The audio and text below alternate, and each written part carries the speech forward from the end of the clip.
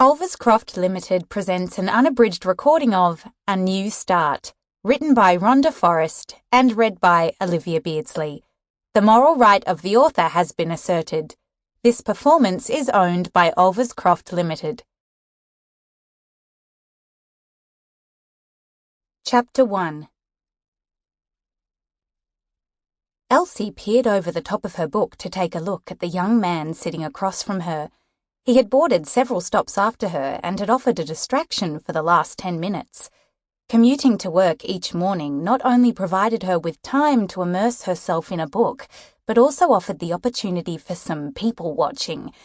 It was one of her favourite pastimes, and she had even invented names for the regulars who often sought out their usual spots.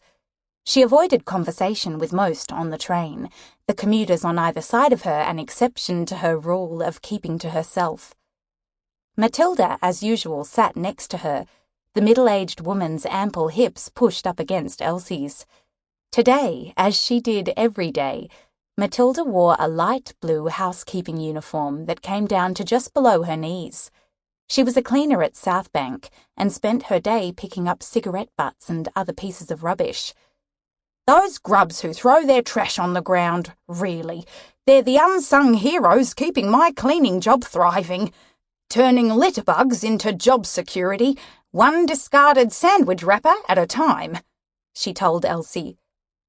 On the other side of Elsie was Maury, his portly body clothed in neat black trousers and a white collared shirt. Maury, who had just turned 60, waited on tables at West End, his time spent chasing pigeons away from diners' meals, serving drinks, washing up dishes and cleaning. On most mornings, the three of them managed to sit side by side, and over the past couple of years, Matilda and Maury had become what Elsie thought of as her train friends. They shared their good times and their problems, offering a sense of camaraderie amid the struggles of life.